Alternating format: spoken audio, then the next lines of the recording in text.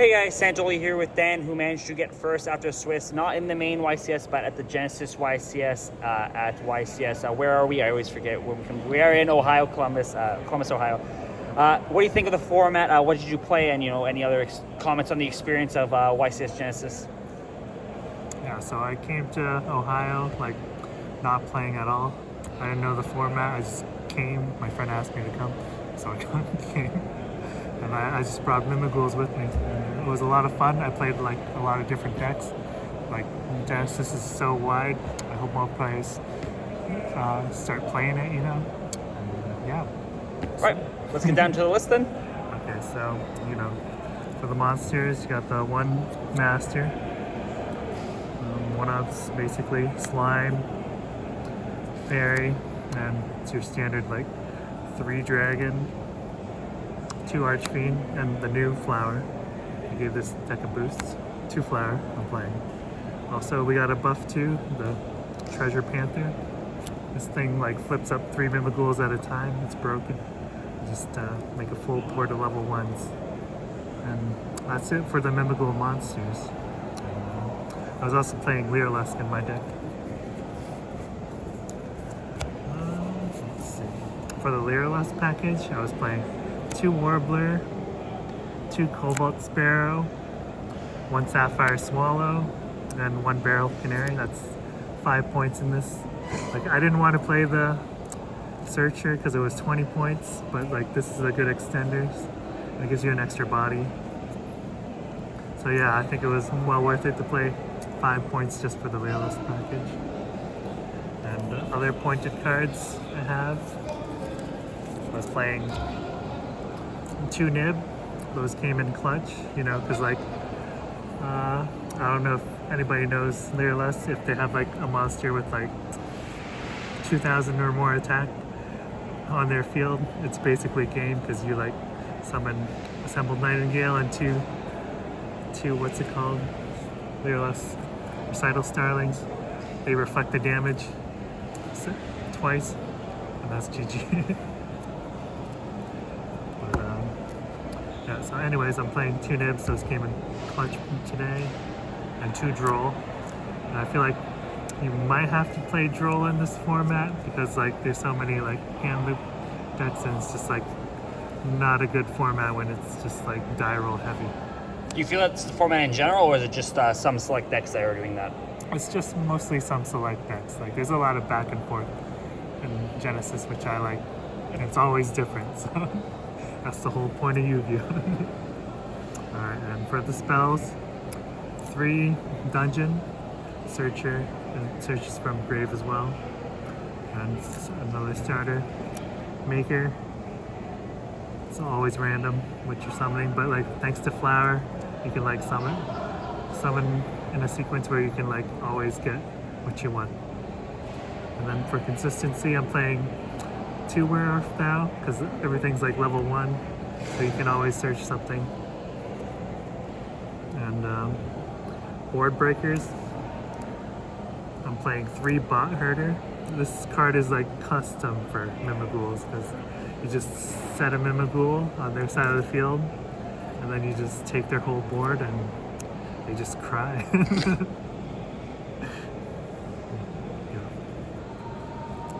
And then I'm playing mating the 1 Illusion Gate. Now that came in clutch too. You're just wiping their board for free and monster reboarding anything. And also, it's a custom card in Mimighoul too, Thrust. Since your opponent is activating a monster effect, you get to search any card basically, so you can get board breakers, Bot Herder or Illusion Gate, whatever you need basically.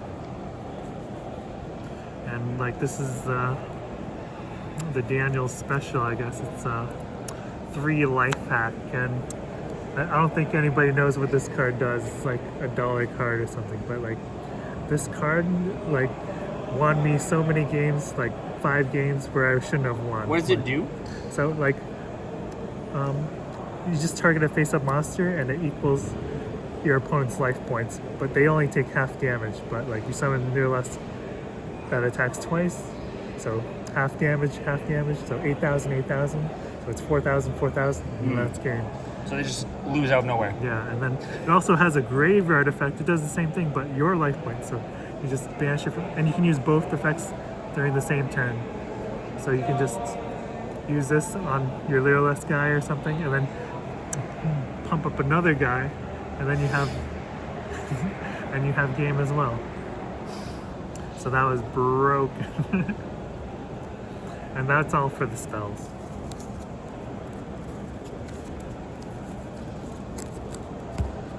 And for the traps, I'm playing the one Mimighoul room, Book of Moon something, and summon something from like a Mimighoul to your opponent's side or your side. You choose face down or face up, it doesn't matter. But this came in clutch against like EN shuffle. It needs to shuffle back a face up elemental hero card, and I just booked it and put something else back.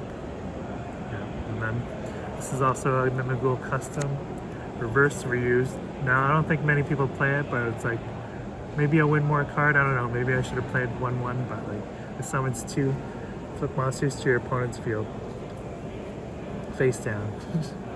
So yeah, and then the one purge I had extra points, so that's 10 points. And this came in clutch a lot of times. I needed a target for thrust if like I needed some like protection or I opened every trap I needed. So yeah, that came in clutch. Should I do extra? Or? Either or is fine. So extra, I was only on 1 throne. You only really need 1 throne because it's 2 Mimighoul monsters, and you're playing a lot of level 1s that aren't Mimighoul. And then I'm playing just the 1 giant. And giant on summon, he searches any Mimighoul card and he pops face up monsters. And yeah, that came in clutch. And for the Lyrilusc, this is the OTK enabler. He should be banned or something with my pack. He's won me so many games. You just need the 1, I think, maybe. Maybe I should up him to 2, I don't know. But yeah, he was good. And he also protects you from like battle damage for the turn, and your Lyrilusc can't be destroyed by battle or card effects. So he stalled me a couple turns. And then I'm playing the Thrush. Now, this is like the back row removal of the deck. You just attach and shuffle back. The other really effects aren't really relevant. And then 2 Starling. And this is like the OTK enabler if there's like something with like 18, I think, attack or something. And you just like summon all of these 3 and you just attack, reflect damage, but you don't take damage. And then that's game. And then Ensemble Robin. This card, it didn't really come up much, but like it was nice to have like with your fairy. So you just flip your fairy, and then they have to special summon from their hand basically, and you're just bouncing away. Like, it's not once per turn, it's like once as many materials as it has. So you could have like 4 with Sapphire Swallow on it. And then when it's Central Graveyard, you just add back Barrel Canary and do it all over again. And then for my position movers, I was playing number 31. You can play 13. They both do the same exact thing. So yeah, this one's a quick effect though. This one is not. And this one's not even like once per turn, so you can just summon it. Flip a monster, let it resolve, flip another monster, go into another exceed. It happens so many times, and making this card with the Lyrilusc gives it like bonus effects, like it can't be targeted, so like you're always like holding it in defense mode. They can't attack because he's on board. So yeah, these 2 came in clutch. And for my big overlays, I was playing the Downer Zeus package. Now this came up like only once, but like you're playing like a card that can attack directly, and then you just slap these on. That's like a 4 material Zeus. So yeah, in simplified game states, that's gonna win you the match. I'm also playing Dragon Gate. Now you just like slap this over any like rank 3 or lower, and then You can attack all your opponent's monsters once each. Now, I like this card because he synergizes well with this guy. So you can just like flip your whole opponent's board up and then slap this guy on top, and then if they have like 4 monsters, that's game because he increases his attack by 1,000 and they lose 1,000. So it's just like 2k, 2k, 2k, 2k. And then other overlays I'm playing is full armored Utopic Ray Lancer. Now this can also, you can slap it on any level 3 or lower, I think. Level 4 or lower. And you just discard like any spell trap to summon him, and during the start of the battle phase he negates like everything on your opponent's board. Yeah, he came in clutch a few times. And for the most disgusting card, I think, is 2 double Utopic Future Zetzel. Now when you summon this guy, like you can't target anything but him or attack him. But if you summon 2, it's like the marauding captain situation. You gotta attack this guy, but you can't because you have to attack that guy, and you can't do anything. So you can't target anything if you have 2 on board, which you can get easily. So you can't attack anything, you can't target anything on the field. So you just, I don't know, end your turn. And it also came in clutch against like Radiant Typhoon and like things that target. It's like you have like your dungeon and your room set, and you just have one of these on board.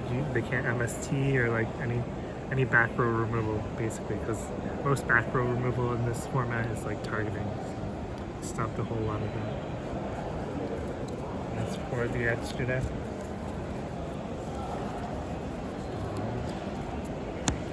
Side deck, I was siding 1 Cerberus. Like, he's not like a starter, but he has a good floodgate effect. He protects like face up spells so they can't be targeted. So that was good for the floodgates I was playing in my side, I guess. And I was playing the 1 Kurikara just in case I needed to search it with Where Arf Now.